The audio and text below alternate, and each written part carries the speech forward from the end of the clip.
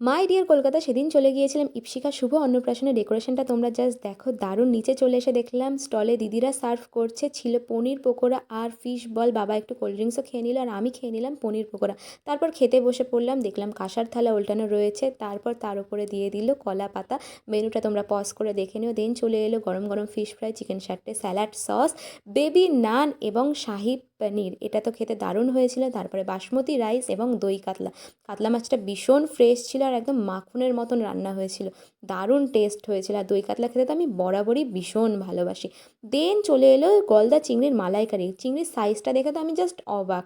তারপরে show stopper বাসন্তী পোলাও এবং mutton কষা। হ্যাঁ, এই কম্বিনেশনটা আমরা অনেকেই খেতে ভীষণ ভালোবাসি। যারা ভালোবাসো তারা কমেন্টে অবশ্যই একটা লাভ দিয়ে যেও।